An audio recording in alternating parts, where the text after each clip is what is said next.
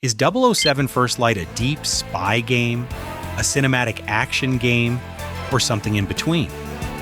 After finishing the full campaign, I think that question matters more than any single score.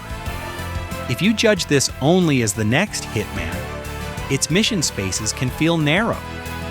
If you judge it only as a third-person shooter, the gunplay is not deep enough to carry the whole experience.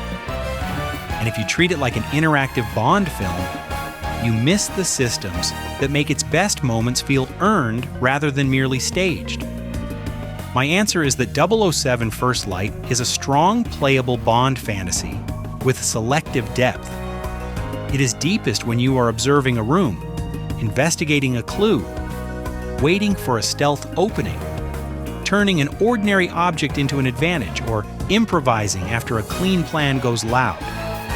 It is less convincing when it asks conventional shooting, action AI, or tightly directed spectacle to do all the work. That imbalance is not a small detail, it is the entire review. So this is a spoiler-light, full-game depth check. I am looking at mission design, investigation, stealth, gadgets, instinct and focus, melee, gunplay, environmental interaction, pacing, tac sim, and the question that matters most for this license: does playing the game actually make you feel like James Bond? The verdict is positive. The route to that verdict is more interesting. The easiest mistake with 007 First Light is to ask whether IO Interactive made Hitman with better hair. The comparison is unavoidable. You still enter controlled spaces, read social boundaries, listen for information, manipulate attention, and look for routes that are invisible until you understand how the room works. IO's design DNA is everywhere. But Agent 47 and James Bond do not create the same fantasy. 47 is a planner who tries to make the entire operation disappear. Bond is a professional improviser whose operation frequently becomes louder, faster, and more expensive than intended. He still has to finish it while looking as though this was always the plan. IO's own description of the game is useful here. It calls the design a creative approach. Spycraft, gadgets, stealth, bluffing, and full action are different ways to navigate an encounter. The important word is not freedom, it is approach. This is not a giant simulation where every system is equally expressive. First Light is more curated. It gives you several credible Bond-like verbs, then arranges missions so different verbs take the lead at different times. One section wants patience and social reading, another wants investigation, another removes the polite options and hands the problem to your fists, another activates the license to kill and turns the room into a resource puzzle with bullets. That is why I would not describe the game as shallow simply because it is less open than Hitman. Its depth is distributed across a campaign instead of concentrated inside one enormous clockwork sandbox. You can see that distribution across 3 chapters. All the time in the world makes the Grand Carpathian Hotel an observation problem. Uninvited puts social cover in charge at the Kensington Gala. For England strips that layer away and lets the Aston, the Chase, and the final assault carry the spectacle. Each is Bond, but each asks a different system to do the work. The limitation is that this distribution can become visible. Sometimes you can feel the game changing modes. You can sense when a social space has ended, when the investigation has delivered its required clue, or when the next shootout is now compulsory. But when those modes connect cleanly, First Light feels less like a compromise between Hitman and Uncharted and more like its own idea. A Bond mission where reading the room is plan A and surviving the consequences is the actual exam. For me, the most important system in 007 First Light is not the gun, the car, or even the gadget loadout. It is investigation. Bond has always been more than a man who enters a room and wins the fight. He notices the detail that does not belong. He reads the person who is performing too carefully. He understands that a door, a conversation, a photograph, a routine, or a nervous guard can all be evidence. The game understands this surprisingly well. The cleanest early example is Chapter 3, All the Time in the World, at the Grand Carpathian Hotel in Slovakia. Before the crisis, Bond reads the chess tournament space, staff behavior, restricted areas, conversations, and the pressure forming around Beckett. The hotel is not yet a combat arena. It is evidence wearing evening clothes. The stronger full campaign example comes in Chapters 4 and 5, The Past Never Dies and Beyond the Grave. In Mauritania, the evidence around Beckett shifts the objective from reaching the next firefight to testing whether the official culprit fits the facts. This is where suspicion of a convenient answer drives the mission. Some of its strongest missions hold the action back. You observe the space. You inspect objects. You eavesdrop, you connect clues, you follow how people move and identify which part of the environment can carry you deeper into the objective. Even when the solution is curated, the process sells the idea that Bond succeeds because he understands the environment before he dominates it. This is where I.O.'s experience fits the character best. The environment is not just scenery, and it is not merely a combat arena waiting for enemies. It is an information layer. A guarded doorway tells you something about hierarchy. A conversation tells you which identity or excuse might survive scrutiny. An unattended object can become a clue, a distraction, or an access route. A camera, light, electrical device, container, or alarm can tell you what the room will do when pressure is applied.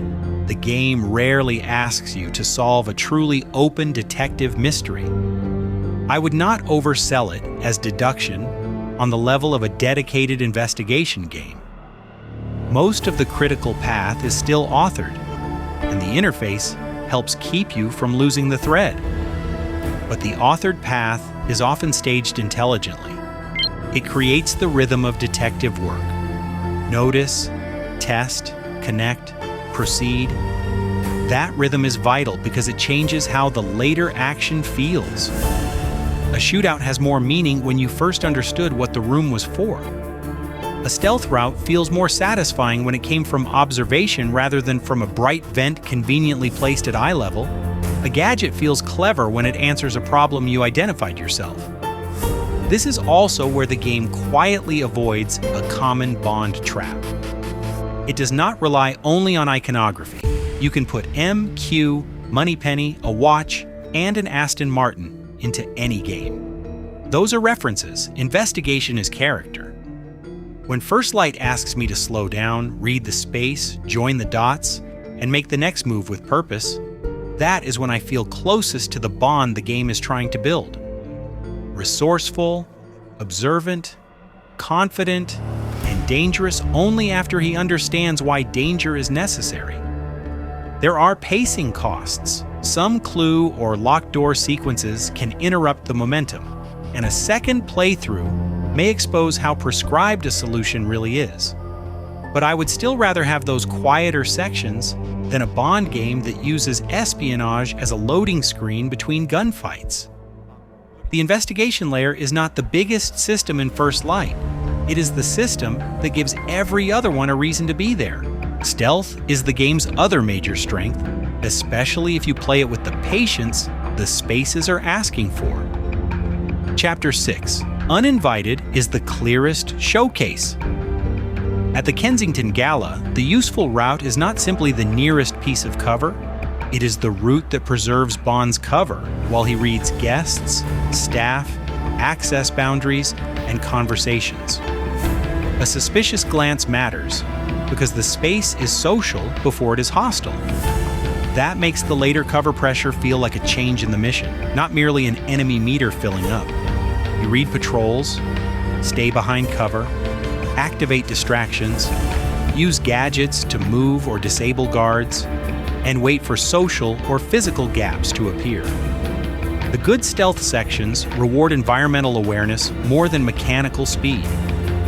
They are satisfying because you are not simply crouch walking past a sequence of cones. You are changing the conditions of the room. The bluffing system is a small but very Bond-like addition. Suspicion does not always become immediate failure. Sometimes Bond can act as though he belongs, give the right response, and bend the situation back toward control. That matters because it makes stealth feel less brittle. A mistake can become a performance test rather than a reload screen. More broadly, First Light understands that Bond stealth should be recoverable. The fantasy is not necessarily a perfect ghost run.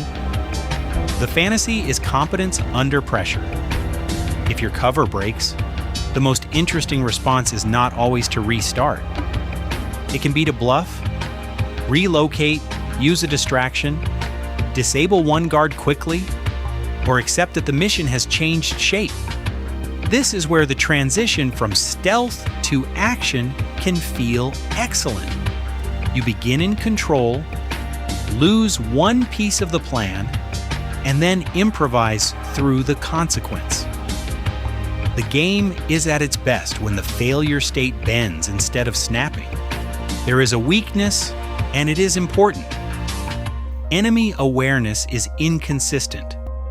Guards can be positioned well enough to create a useful stealth puzzle, but they are not always convincing once events become messy. In my playthrough, the NPC logic was much stronger at supporting an intended infiltration than at responding intelligently to a rapidly changing fight. This helps accessibility and flow, but it limits systemic depth. A forgiving guard gives you room to improvise. An oblivious guard breaks the illusion. So I would call the stealth strong, refined, and enjoyable, but not brutally reactive. It carries IO's history without reproducing Hitman's full simulation. The satisfaction comes from executing a deliberate route and using the room well, not from outsmarting an endlessly adaptive security network.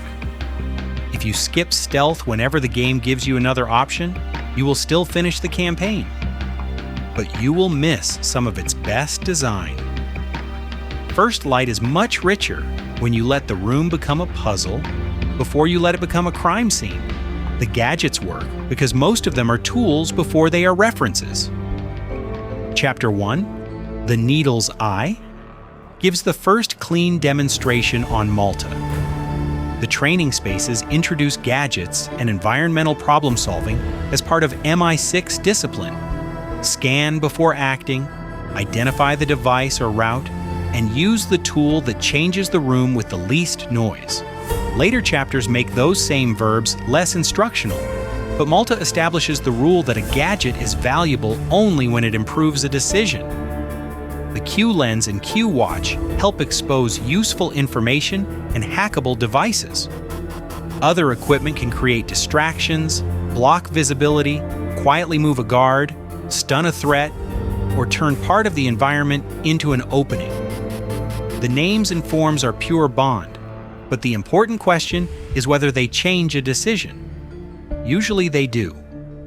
Choosing a loadout creates small but meaningful trade-offs.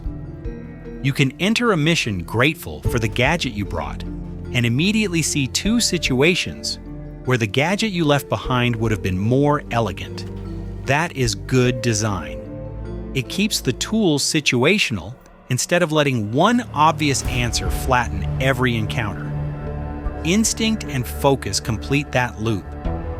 They are not the same kind of resource, but both express Bond's ability to think faster than the room. Instinct helps with lures, social recovery, and tactical options. Focus turns a dangerous combat moment into a precision opportunity. Used badly, systems like these can become permission buttons. Press this to be clever. First Light mostly avoids that by connecting them to environmental awareness. You still need to notice the opportunity, understand the threat, and decide when spending the resource will change the encounter. The environment is the hidden system, joining everything together. In stealth, a device can pull attention away from a route. In action, the same room can offer explosives, traps, throwable objects, cover, and ways to disable several enemies without wasting limited ammunition. The level is constantly asking whether you see furniture or leverage. That is one of the game's smartest achievements. It gives stealth and combat a shared language. Observation does not stop being useful when the shooting starts. And that is why the gadgets feel authentic. Bond technology should not turn him into a wizard.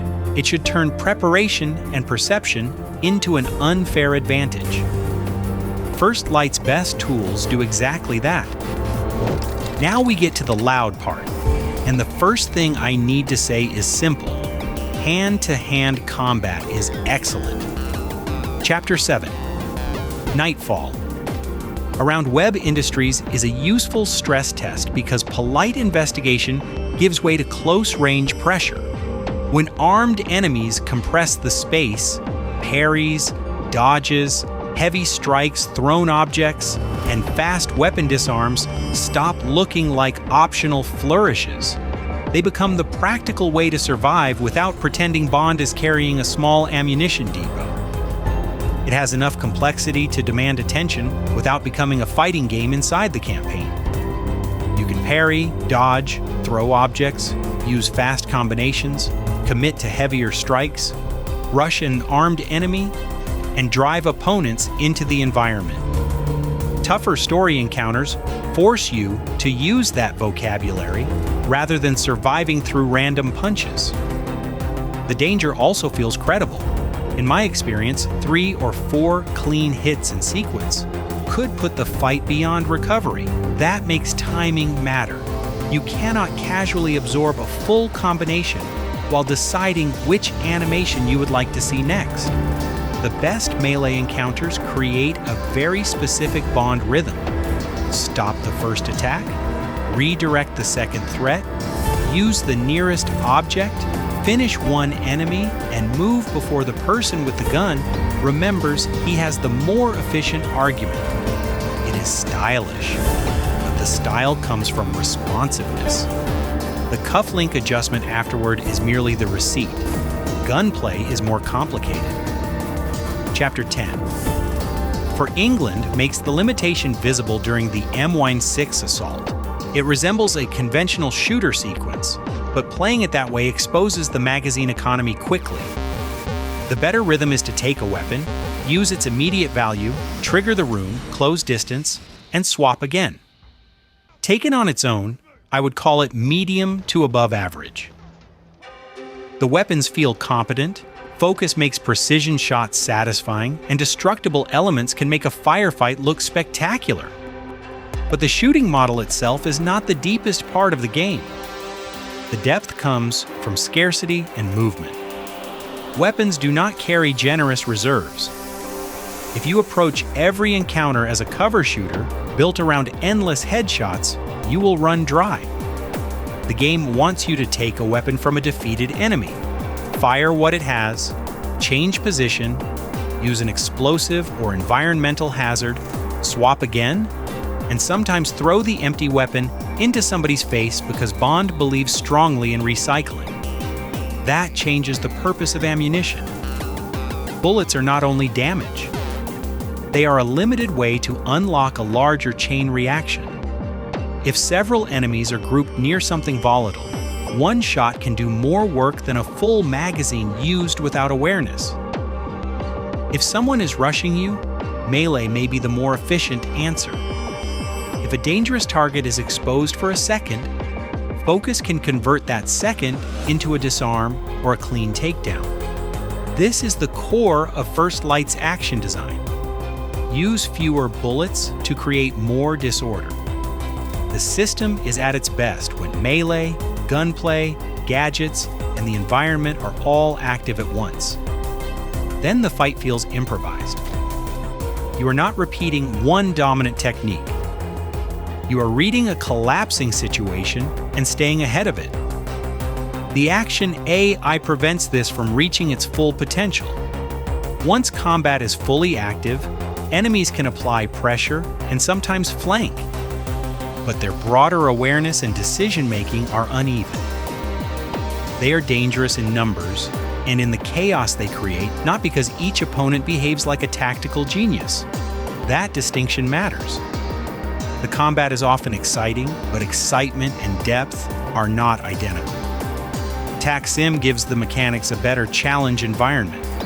That comparison is important. Repeat a TAC-Sim combat problem, and the systems have room to test execution directly. Repeat a campaign firefight, and the story staging can do more of the work than the enemy's tactical decisions. It removes some of the campaign's narrative protection and asks you to perform, replay, and improve. For players who enjoy the melee and improvisational combat, this is where mastery has more room to breathe. It is not a replacement for Hitman's largest replay systems, but it does expose how good First Light's close quarters foundation really is. So my combat verdict is split but clear. Melee is one of the game's defining strengths. Gunplay is effective when treated as one component in an environmental resource puzzle. Action AI is the weak link. The total package works because Bond is rarely supposed to solve every problem with the gun alone. Across the full campaign, First Light has impressive variety. The jump from the Malta training of the Needle's Eye to the hotel investigation of all the time in the world, to the gala infiltration of Uninvited, to the frozen facility pressure of Wave of the Future, is the campaign's strongest defense against repetition. It moves through training, social infiltration, investigation, stealth, brawling, firefights, driving, chases, and large cinematic set pieces. The locations change the temperature of the game even when the underlying structure becomes familiar. This variety is one reason the campaign remains engaging. A slower mission can let you read people and space. A later action sequence can cash in the tension. Quiet MI6 material gives the characters and institution texture that a film would struggle to fit. The game has room to let Bond work, not only arrive. But a long Bond campaign cannot maintain film pacing for its entire runtime. Some puzzle and access sequences slow the story more than they deepen the mission. Some late encounters lean on waves of action after the spycraft has already made the stronger impression.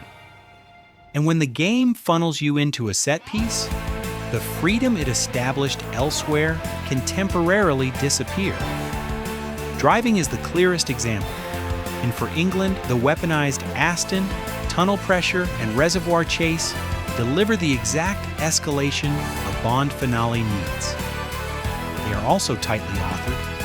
The player is performing inside a spectacle lane rather than solving the kind of layered room the hotel or gala provided. Driving is the clearest example. It looks right, sounds right, and gives the campaign the expected Bond scale. Mechanically, it is often much more directed than the on-foot systems. The vehicles support spectacle better than agency. I do not think that ruins the campaign. Bond needs escalation.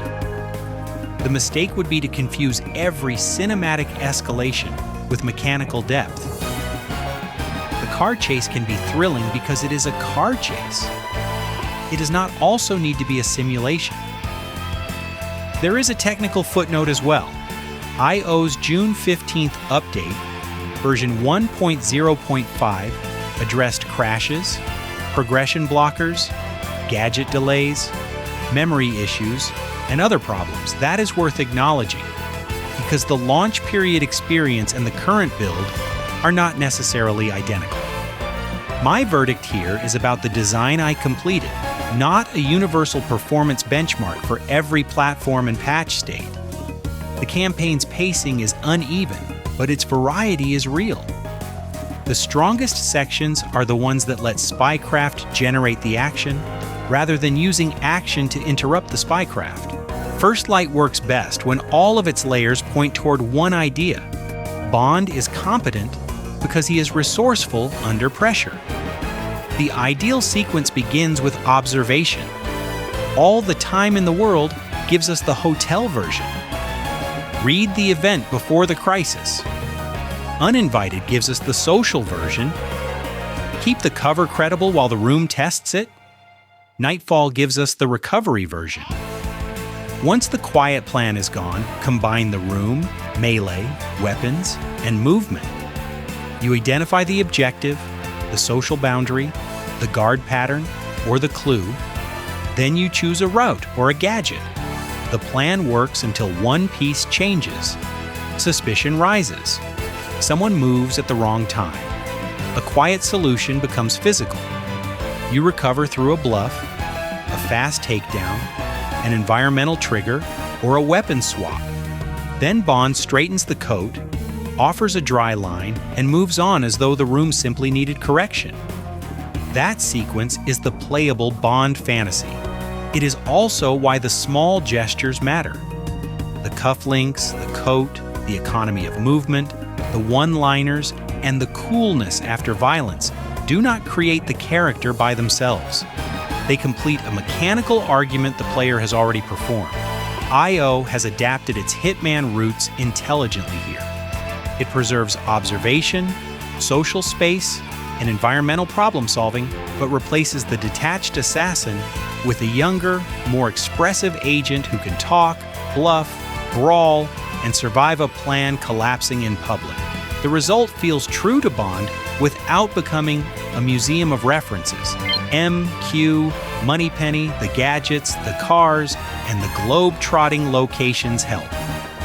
The real authenticity comes from turning wit, audacity, investigation, violence, and improvisation into connected verbs.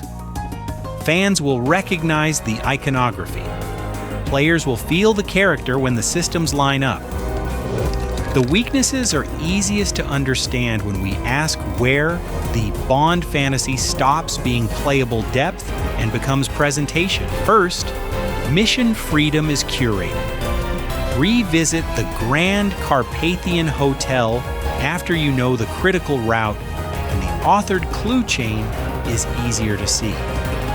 Revisit the Kensington Gala, and the social space still offers choices, but it is not an endlessly recombining disguise and accident machine.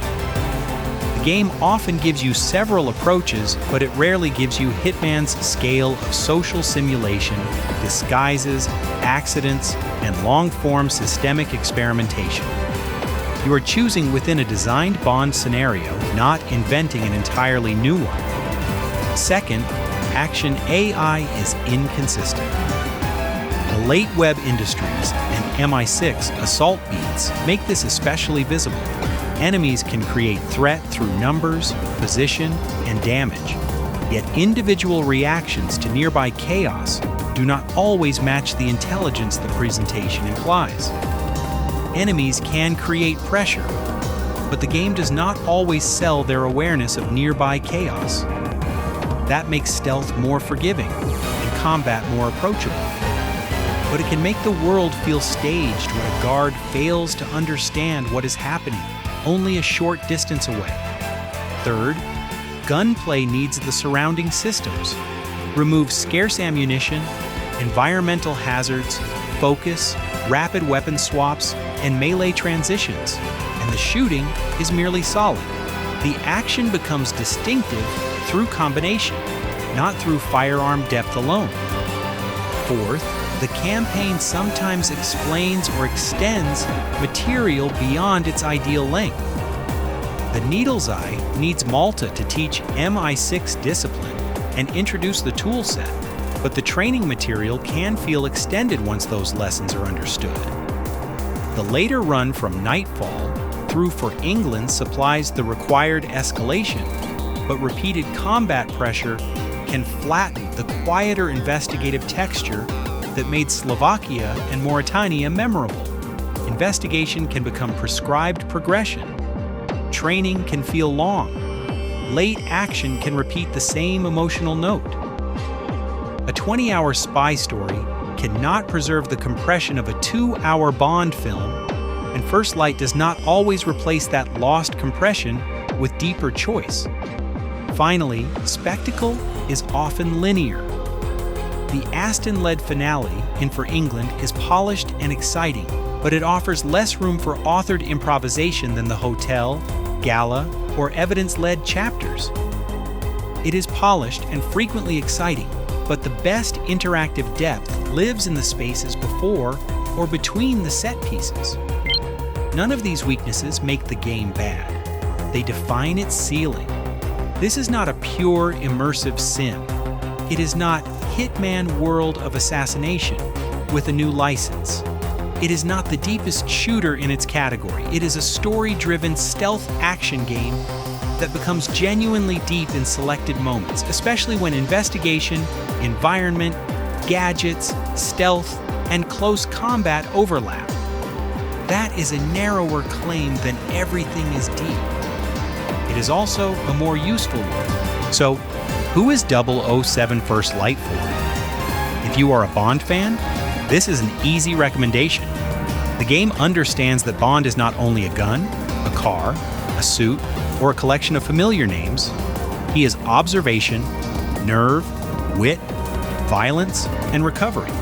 The performances, gestures, gadgets, locations, and MI6 texture support that foundation rather than substituting for it. If you enjoy stealth action games, it is also a strong recommendation, provided you accept that the freedom is curated. Play patiently, investigate, use the gadgets. Let suspicion become improvisation instead of treating every mistake as a reason to reload. If you want another Hitman, adjust your expectations. The spaces are smaller, the routes are more authored, and the campaign is built around a continuous Bond story rather than endlessly replayable assassination sandboxes. If you want a pure shooter, the spectacle may satisfy you, but the gunplay is not the reason I would recommend the game. The combat becomes special when you move, swap weapons, use focus, exploit the environment, and finish encounters with excellent melee. My final verdict is that 007 First Light is a strong hybrid and one of the most convincing playable interpretations of Bond. It is a deep spy game in specific systems, a cinematic action game in structure, and a Bond game in the way those two identities collide. Its investigation is smart, its stealth is satisfying, its environmental design is useful in both quiet and loud play. Its gadgets create real options, its melee is excellent, its gunplay is competent but dependent on scarcity and improvisation. Its action AI is uneven.